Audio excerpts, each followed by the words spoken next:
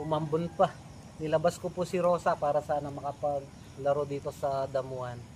Pero di bale, nandito na rin. Magpapasalamat na lamang po muna ako sa mga nagpaabot ng tulong para kay Rosa. Salamat po kay Sister Marilucielo Agpalo na nagpaabot po ng 1,122 pesos para kay Rosa. At sunod po kay Ma'am Opelia Sala na nagpaabot din po ng 6,000 pesos para sa pagkain ng Tropa Pips at para kay Rosa.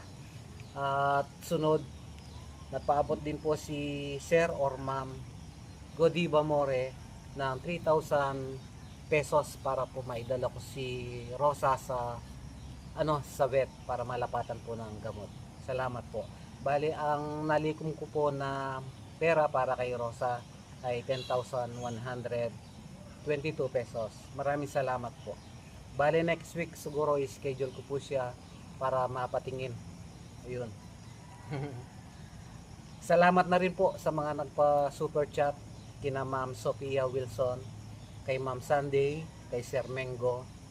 Thank you so much po para kay Rosa. At syempre, salamat din po sa mga sponsors ng mga The Tropa Pips dito sa Popeyes Place para sa pagkain po nila sa pang-araw-araw, sa pang-ulam po nila.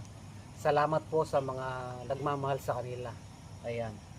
Maligayang Pasko sa ating lahat at masaganang bagong taon. Sana mas marami pa po tayong magawang mabuti ngayong bagong taon. Okay, pasensya na, medyo umaambon. Wrong timing po yung paggawa namin ng video. Pasok na po muna kami, baka lag natin si Rosa Calzada at si Teddy the Chick Boy. Thank you and God bless po.